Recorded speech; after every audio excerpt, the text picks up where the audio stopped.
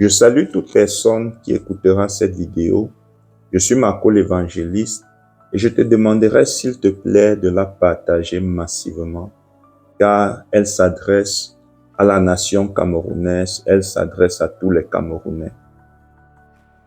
Avant de passer au message que je veux partager avec vous en cette matinée, j'ai envie de faire une prière pour le Cameroun et pour les Camerounais. Père, au nom de Jésus, j'étends ma main et je prie, Seigneur, pour le Cameroun et pour tous les Camerounais. Je déclare que la saison, Seigneur, de la délivrance et de la guérison de cette nation est arrivée. Je déclare ta paix et ta prospérité sur le Cameroun au nom puissant et glorieux de Jésus-Christ. Amen. Vous savez, ça fait des années aujourd'hui que le Seigneur m'a appelé au ministère de l'intercession pour le corps du Christ et l'intercession pour les nations dans le monde entier. Et donc, pour ma nation, parce que le Seigneur Jésus dit à un homme, comment veux-tu retirer la paille qui est dans l'œil de ton voisin et tu ne vois pas la poutre qui est dans ton œil? Ça revient au proverbe dont on dit souvent chez nous, la bonne charité commence par soi-même. Je ne peux pas prier pour les autres nations tout le temps et j'ignore ma nation. Non. C'est en 2016 que j'ai commencé à prier pour le Cameroun. Beaucoup de gens sont venus prier avec moi. Plusieurs m'ont laissé par la suite. D'autres sont partis, sont revenus. Et moi, je n'ai jamais abandonné jusqu'à aujourd'hui. Je continue de prier au rythme que je m'étais donné depuis 2016 lorsque le Seigneur m'a appelé à ce ministère, ou alors depuis 2019 lorsque j'ai structuré les choses, ma façon de prier avec un peu plus d'expérience. Ces jours-ci là, le Seigneur m'a poussé à organiser beaucoup de temps de prière spontanée pour le Cameroun à cause de la situation par laquelle la nation est en train de passer actuellement, une période très, très délicate pour notre nation, mais aussi une période d'espoir. Bien qu'il y a beaucoup de tensions, bien qu'il y a beaucoup de douleur même, il y a également de l'espoir. Il y a de l'espoir parce que nous entrons dans une saison qui marque définitivement un changement de saison dans notre nation, pour notre nation et pour nous, le peuple camerounais. Comme je n'ai cessé de le dire, cette saison de transition ou alors cette nouvelle saison n'est pas juste liée au changement ou alors à l'alternance à la tête du gouvernement camerounais, à un changement de président de la République du Cameroun. Non, ce n'est pas seulement lié à ça. Si nous la limitons seulement aux élections présidentielles, c'est qu'on ne comprend pas ce qui se passe. C'est une transition, c'est une saison nouvelle pour toute la nation, pour tous les domaines de vie de la nation camerounaise. En fait, c'est une saison où le Cameroun est en train d'entrer dans une période de renaissance, dans tous les domaines de vie de cette nation. Il y aura une renaissance, il y aura une délivrance, une guérison et une renaissance. Et donc, c'est pourquoi nous avons également besoin de beaucoup de sagesse et de sensibilité en une période comme celle-ci. Et c'est la raison pour laquelle, méditant et priant sans cesse pour le Cameroun, le Seigneur m'a envoyé avec un message que je dois passer au Cameroun et aux Camerounais.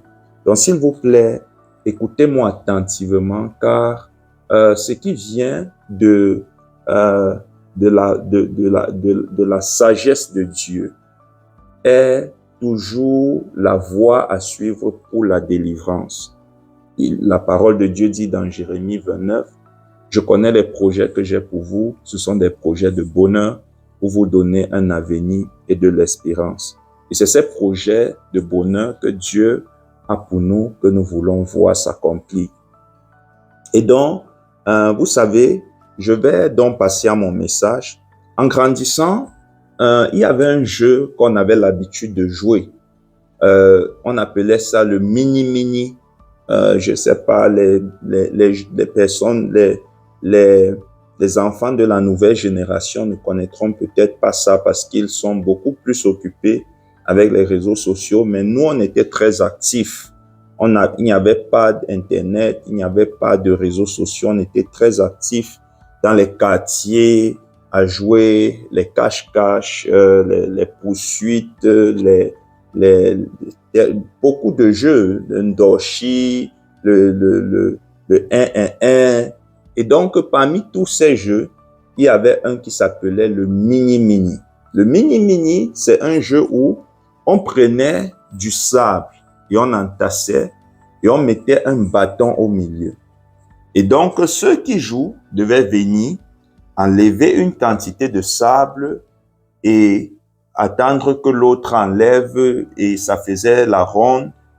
Quand ça arrive sur toi, tu enlèves, ça fait la ronde, ça revient sur toi, tu enlèves. Le but est que celui qui fera tomber le bâton sera puni, disons comme ça. Celui qui faisait tomber le bâton, très souvent, on s'entendait que celui qui fera tomber le bâton jusqu'à ce qu'il touche un endroit qui est un peu comme le lieu de sa délivrance, qui est un peu comme le lieu où la chose qui annulera le jugement sur lui, on le tape jusqu'à ce qu'il soit capable de toucher ce lieu. Et je peux vous assurer que c'est un jeu, c'est l'un des jeux les plus dangereux que j'ai joué dans mon enfance. Je n'ai pas beaucoup joué ce jeu parce que le peu de fois où j'ai joué à ce jeu, j'ai eu du mal à oublier les douleurs que ce jeu m'a procuré. J'ai eu du mal à oublier le traumatisme de comment est-ce qu'on m'a tapé, on m'a tabassé et c'était sans pitié. C'était certes des amis, des frères, mais croyez-moi, c'était sans pitié. Lorsqu'ils te tapaient, ils te tapaient comme s'ils voulaient te tuer. Parfois, on te tapait jusqu'à ce que tu n'étais même plus capable de bouger, de courir. Parfois, c'était également des personnes plus fortes que toi. Et tu veux courir pour aller toucher ce qui te annule, n'est-ce pas, le jugement. Mais ils te bloquent la route et tu ne peux pas les écarter de ton chemin parce qu'ils sont plus forts que toi. Et ils te tapent copieusement. Et tu as l'impression vraiment, pendant qu'ils sont en train de te taper, que la mort arrive. Parce que imagine-toi 10 personnes qui chacun te tape et chacun sur une partie de ton corps à laquelle il a accès. C'est-à-dire, au même moment, tu reçois une gifle, au même moment, tu reçois sur la tête, au-dessus de la tête, au même moment, dans le dos, tu ne sais même pas sur quelle douleur te concentrer. C'est un très mauvais jeu. Pourquoi est-ce que je vous parle de ça? Je vous parle de cela parce que, en une période comme celle-ci, il y a quelque chose qui est très déterminant. Quand un peuple est en train de se battre pour que son droit lui soit accordé, il y a une sagesse qui doit accompagner cela. La Bible dit que le zèle sans sagesse est ruine de l'âme. Le zèle sans sagesse est dangereux. Le zèle sans sagesse expose l'homme à être détruit. Et donc, dans ce zèle que les Camerounais ont, de voir leur délivrance, leur guérison, de faire respecter leurs droits, il est important que les Camerounais et le Cameroun marchent dans une sagesse qui leur permet d'atteindre cet objectif sans se détruire eux-mêmes. Parce que si tu ne marches pas dans une telle sagesse, même lorsque cet objectif serait peut-être atteint, toi personnellement, tu risques de ne pas en profiter. Ou alors, ne marchant pas dans la sagesse, tu peux même compromettre l'atteinte de ce que tu es en train de chercher à atteindre.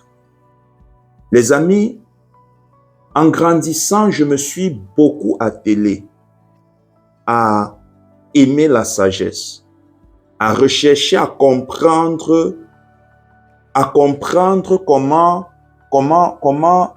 comment manifester la sagesse, comment saisir la sagesse.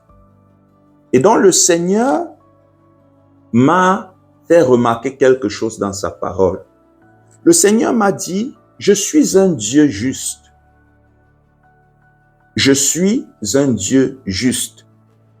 Et tous ceux qui marchent avec moi doivent marcher dans la justice et selon la justice. J'ai dit à Dieu, mais qu'est-ce que ça veut dire? Qu'est-ce que tu veux me dire en me disant cela? Et le Seigneur m'a amené dans la parole et il m'a fait remarquer quelque chose. Il m'a fait remarquer que dans la Bible, quand tu lis, surtout dans l'Ancien Testament, mais je dirais dans toute la Bible, de la Genèse à l'Apocalypse, il y a des hommes, il y a des peuples qui l'ont irrité. Ou alors, il y a des hommes qui, Dieu, pour une raison ou pour une autre, l'ont poussé à vouloir les punir. Mais Dieu m'a montré quelque chose dans la parole. Il n'a jamais puni un homme, il n'a jamais frappé un homme ou un peuple, il n'a jamais jugé un homme ou un peuple sans que cet homme ou ce peuple ne se soit rendu coupable devant sa face. Jamais. Sinon, la justice n'est plus respectée. Sinon, il n'est plus un Dieu juste. Alors parfois, et aussi, parfois, le peuple même s'est déjà compromis, la personne qu'il veut juger s'est déjà compromis, mais ce n'est pas encore suffisant pour qu'il frappe. C'est-à-dire, dans la Bible, il y a quelque chose qu'on appelle la coupe d'iniquité. Et très souvent, Dieu frappe lorsque la coupe d'iniquité est remplie. Et avant que la coupe d'iniquité n'est remplie, il y a deux choses que Dieu fait. Si Dieu veut t'épargner, il va envoyer ses serviteurs, prophètes, évangélistes, pasteurs, apôtres, prêtres, de venir t'exhorter à reconnaître ton erreur et à te repentir pour qu'il te pardonne. Et que ce qui était dans la coupe d'iniquité soit enlevé. C'est-à-dire, ce jugement qui était déjà en train de s'accumuler soit disparaisse. Ou alors que ce soit qu'il te pardonne, tout simplement. Et donc, quand Dieu veut t'épargner, voilà ce qu'il fait. Mais quand Dieu est irrité contre toi et il veut te frapper, au lieu d'envoyer ses serviteurs pour te pousser à la repentance, pour qu'il te pardonne, ce qu'il fera, c'est qu'il va endurcir ton cœur. Il va créer davantage des occasions qui vont te pousser à commettre encore plus d'erreurs, plus de fautes, plus de péchés. Ainsi, la coupe d'iniquité va se remplir rapidement et il va te frapper et le jugement arrivera. Et donc, le Seigneur m'a dit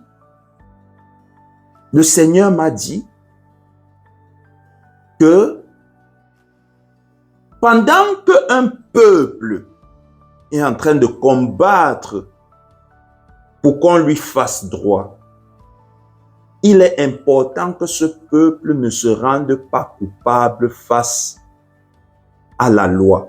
Parce que c'est la loi qui protège le droit. Maintenant, je vous ai parlé du jeu mini-mini au départ et je vous ai expliqué en quoi est-ce que ça consistait. Très souvent, on se retrouve dans des situations où on est comme dans ce jeu mini-mini. Et on est en train de revendiquer nos droits, mais il y a un bâton. Il y a un bâton que si on ne fait pas attention, ça va tomber. Et ce bâton représente la justice. La justice qu'on n'est pas censé enfreindre. La loi qu'on n'est pas censé enfreindre. On peut combattre pour ses droits, mais en demeurant dans le respect de la loi. Et ce qu'on fait, alors, dans ces cas-là, c'est que on essaye de pousser l'adversaire à l'erreur, mais soi-même, on évite de tomber dans l'erreur. Si vous lisez le livre d'Esther, d'Esther, vous allez vous rendre compte, non, parlons plutôt du livre de Daniel. Si vous lisez le livre de Daniel, particulièrement le chapitre de Daniel 6, dans ce chapitre, il est décrit comment est-ce que Daniel était fidèle à Dieu et ne manquait jamais aux heures de prière qu'il s'était donné lui-même pour rencontrer Dieu. La Bible dit qu'il priait 3 fois par jour, à des heures bien précises. À ces heures-là, peu importe ce qu'il faisait, il s'arrêtait pour aller prier. Alors, les ennemis de Daniel, dans le royaume où il était en exil, qui voulaient le tuer, ont décidé de trouver un moyen de le faire enfreindre la loi. Parce que jusque-là, ils ne trouvaient nulle part où Daniel se compromettait par rapport à la loi. Et donc, je vais vous lire dans Daniel 6 au verset 5, il est écrit, « Ces hommes disent, nous ne trouvons aucune occasion contre ce Daniel. » Écoutez la suite. « À moins que nous n'en trouvions un dans la loi de son Dieu. » Et donc, parce qu'il ne trouvait aucune situation de vie où Daniel se rendait coupable face à la loi, ils ont décidé d'en créer. Et parce que Daniel était un citoyen irréprochable face à la loi de la nation dans laquelle il se trouvait. Il était irréprochable. Ils se sont dit, le seul moyen de le faire tomber, c'est de créer une loi qui sera en conflit avec les convictions de Daniel, parce que nous savons que c'est un homme de conviction. Il ne laissera pas ses convictions et il va enfreindre cette loi, et donc il va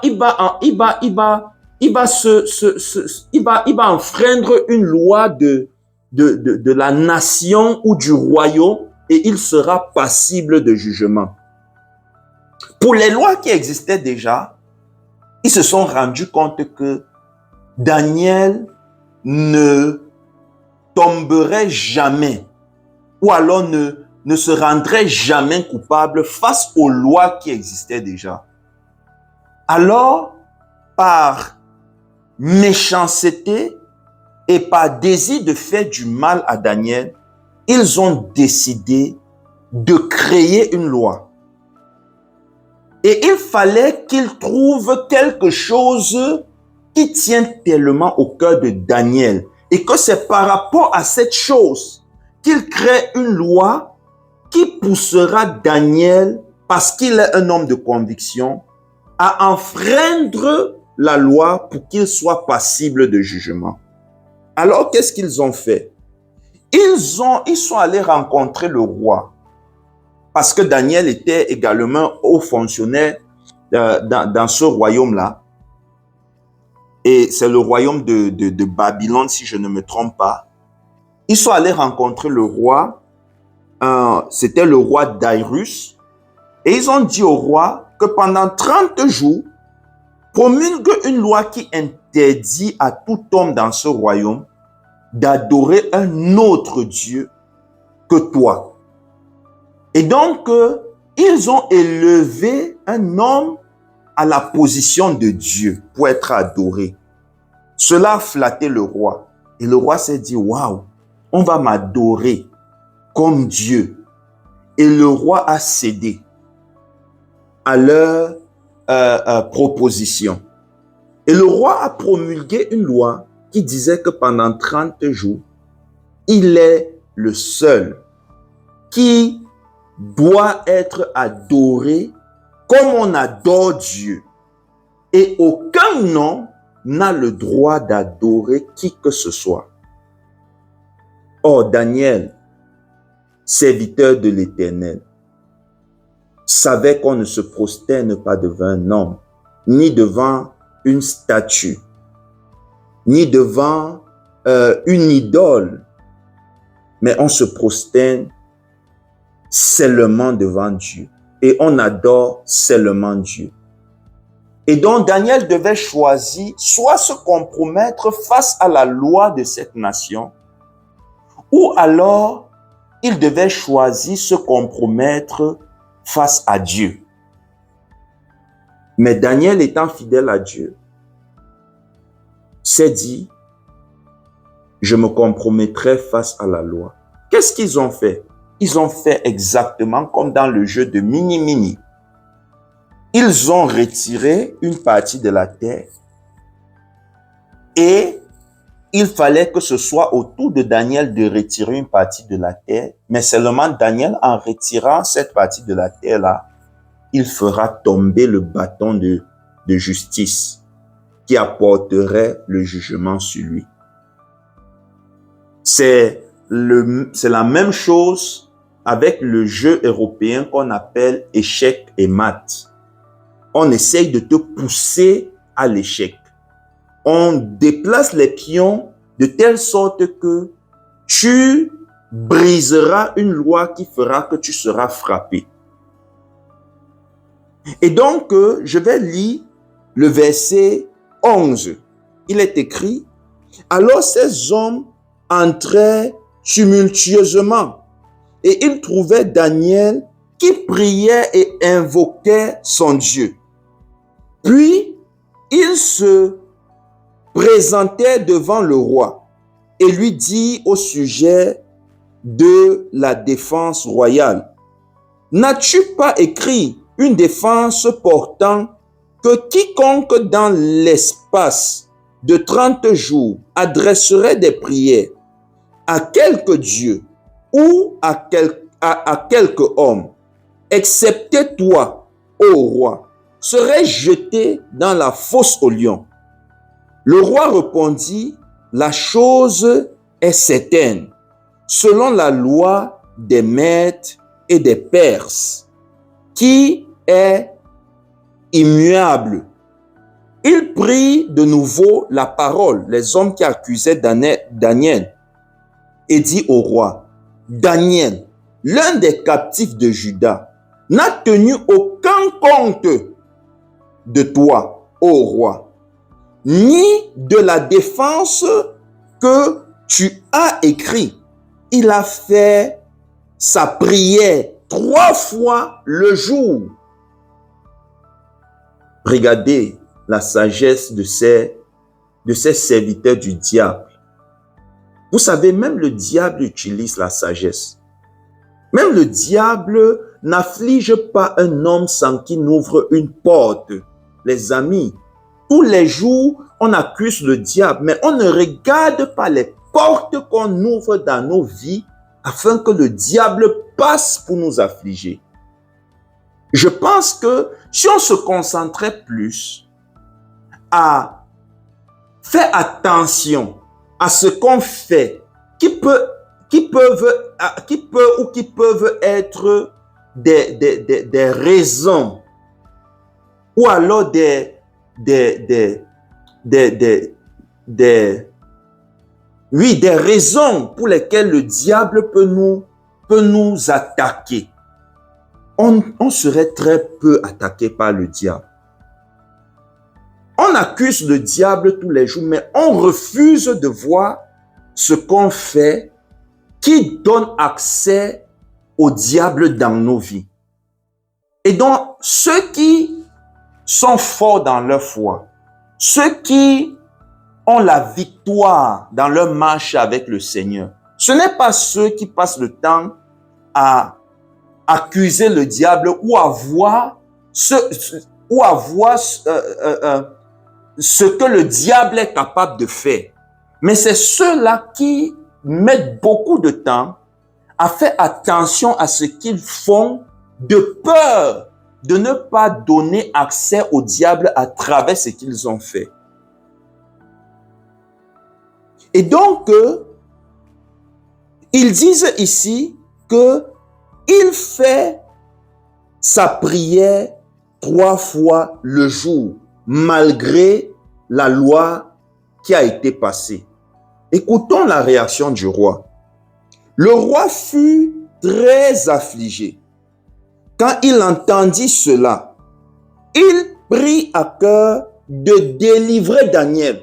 Écoutez, malgré le fait que le roi avait passé cette loi, Daniel était l'ami du roi. Il connaissait l'éthique et la moralité de Daniel. C'est alors qu'il comprend pourquoi est-ce que ces hommes sont venus le convaincre à passer une telle loi. De nulle part, il reste, des gens viennent lui dire, passe telle loi. C'est là qu'il comprend.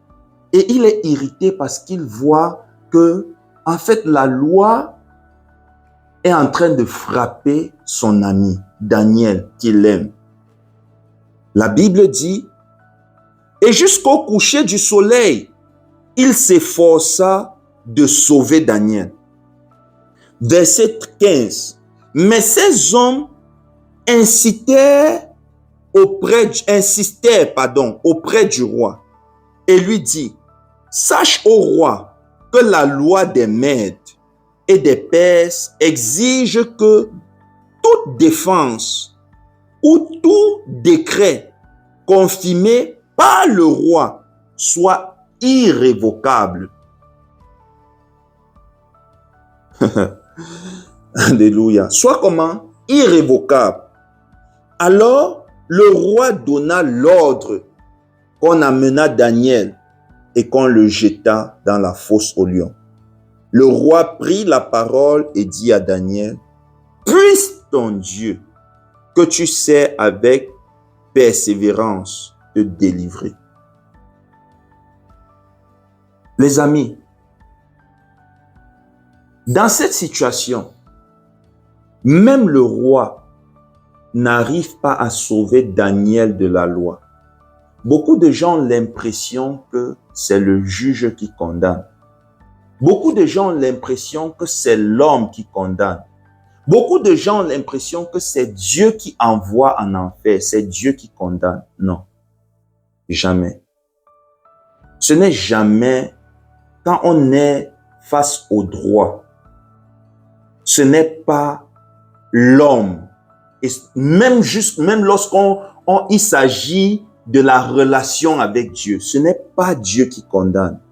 C'est la loi qui condamne. C'est la loi qui condamne. C'est pourquoi il faut faire la différence lorsque on mène un combat contre des hommes ou un homme et la loi. Pendant que tu combats, ne te rends pas coupable face à la loi. Parce que même celui, le roi, qui a fait voter ou alors qui a promulgué, qui a cacheté cette loi, ne pourra pas te sauver face à cette loi si tu te rends coupable face à elle. Dans un état de droit, plus que c'est ce que nous recherchons, nous Camerounais, tout le monde est soumis à la loi. Même le roi est soumis à la loi. La raison pour laquelle le roi dit d'amener Daniel en fin de compte dans la fosse aux lions, c'est parce que lui-même il est soumis à la loi. Et vous savez, ce n'est pas quelque chose qui est propre aux hommes. La Bible dit que Dieu a élevé sa loi au-dessus de lui-même. Dieu a élevé sa parole, sa loi au-dessus de lui-même. C'est la raison pour laquelle Dieu ne pouvait pas sauver l'homme juste en lui disant « je te pardonne ». Il fallait que la justice s'accomplisse pour que Dieu soit capable de sauver un homme de la géhenne, de la mort, de l'enfer. Il fallait et il faut toujours que la justice de Dieu s'accomplisse malgré tout.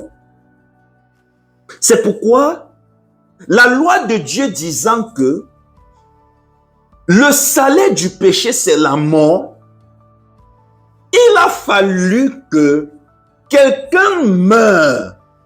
Soit tu mourras pour tes péchés, soit il faut que quelqu'un meure, prenne cette condamnation sur lui pour que tu vives. C'est la raison pour laquelle Jésus-Christ est mort pour nous. Il fallait qu'il prenne la condamnation sur lui. Un peu comme un père dont son, ou alors une maman, c'est les mamans qui sont très bonnes à cela. Une maman, son enfant a volé. Il a peut-être 7 ans et on veut punir cet enfant. La maman vient, elle dit, punissez-moi et laissez mon enfant. Battez-moi et laissez mon enfant. Condamnez-moi et laissez mon enfant. C'est la même chose que Dieu a fait pour nous. Parce qu'il nous aime. Il nous a créés à son image selon sa ressemblance, afin que nous devenions ses enfants, que nous devenions ses fils. Il a dit, je prends le jugement, la condamnation sur moi, afin que mes enfants vivent. Plus que le salaire du péché, c'est la mort. Dieu lui-même n'a pas pu nous sauver de la propre loi qu'il a établie. Il n'a pas pu. De la même façon que ce roi n'a pas pu sauver Daniel de la propre loi qu'il avait promulguée, qu'il avait cachetée. C'est pourquoi, Camerounais, Camerounaises, mes frères, mes sœurs, si en combattant, vous vous rendez coupable face à la loi, on ne pourra rien pour vous. On ne pourra rien pour vous. Vous serez jugé, vous serez condamné. Et bien même lorsque la nation entrera dans sa délivrance, sa guérison, et commencera à prospérer dans la paix, vous serez en captivité. Vous serez en prison. Comment le comprendre concrètement? Il y a de cela 2 jours. Parce que il y a des soupçons de fraude électorale. Le peuple s'est indigné, ce qui est normal. Et le peuple s'est mis à vouloir protéger son droit, ce qui est normal. Mais lorsque le peuple commence la violence, elle commence déjà à briser la loi. Elle commence déjà à enfreindre la justice. Et tu ne peux pas enfreindre la loi, enfreindre la justice en réclamant la justice, en réclamant qu'on te fasse droit. Lorsque le peuple commence à brûler les institutions de la nation, le palais de justice, une université ou un bâtiment à l'université, toutes ces choses, ça n'appartient pas à ces hommes qui sont assis là-bas et qui y travaillent comme peut-être recteur, ou comme peut-être juge, ou comme peut-être chef de cette institution-là. Non, ça ne lui appartient pas. Ça t'appartient à toi et à moi. Ces institutions ont été construites avec l'argent public, avec tes impôts, avec nos impôts. Ça a été construit avec ça s'appelle le bien public. Ça a été construit avec les finances qui nous appartiennent à toi et à moi. C'est un bien public. La loi protège ces institutions. Ça n'appartient pas à un homme. Le juge qui travaille là-bas, le recteur qui travaille là-bas, il ne sera pas toujours là-bas. Il passera. Combien ont travaillé là-bas avant lui? Combien travailleront là-bas après lui? Lorsque tu pars brûler une institution publique, tu n'es pas en train de faire quelque chose de sage. Tu n'es pas en train de faire du mal à celui qui te fait du mal. Tu te fais du mal à toi-même. Imagine que tu as un problème demain à Tchang, là où la justice, le palais de justice a été brûlé, et que tu veux qu'on te fasse droit. Où est-ce qu'on juge de ton problème? Lorsque même il y aurait un juste juge, lorsque même tu aurais le meilleur avocat, où est-ce qu'on jugera de ton problème? Et donc, nous pouvons combattre pour nos droits, mais tout en évitant de nous rendre coupables face à la loi, sans toucher les institutions républicaines, sans tomber dans la violence. Je vous ai parlé du jeu mini-mini. On peut, dans notre résistance, on peut, dans notre réclamation de nos droits en tant que citoyen, pousser la partie adverse à l'erreur. Laissez que ce soit eux qui commencent la violence, pas vous. Laissez que ce soit eux qui commencent la violence et que vous soyez plutôt dans la défense. Dans tous les États, toutes les nations de la terre, on fait la différence entre celui qui a commencé la violence et celui qui s'est défendu face à la violence. Même lorsque celui qui se défend à la fin de la journée est plus fort que celui qui a commencé, il n'est jamais retenu coupable. Pourquoi? Parce qu'il était dans un esprit de défense et non dans un esprit d'attaque. Les amis, si nous devons gagner ce combat avec Dieu, Sauf si vous dites que vous pouvez gagner ce combat sans Dieu. Mais moi, je ne crois pas qu'on puisse gagner ce combat sans Dieu. Parce qu'en réalité, c'est Dieu qui est en train d'agir au Cameroun actuellement pour délivrer et guérir cette nation. Et donc, si on veut gagner ce combat, on doit utiliser les méthodes de Dieu. On ne doit pas se rendre coupable. On doit combattre dans la justice. Est-ce que tu as le droit de sortir pour marcher, pour réclamer ton droit? Oui, mais fais-le dans la paix. Fais-le dans la paix. En brandissant même un élément qui montre que tu es en train de le faire dans la paix. Chez nous, en Afrique, au Cameroun particulièrement, il y a un arbre qui s'appelle l'arbre de paix. Pourquoi est-ce que tu ne tiens pas cet arbre lorsque tu sors, afin que si quelqu'un te touche, cet arbre soit témoin que tu étais dans un esprit de non-violence. Un tissu blanc en Europe, c'est ce qu'ils font. Nous avons besoin d'être éduqués dans comment est-ce qu'on revendique nos droits.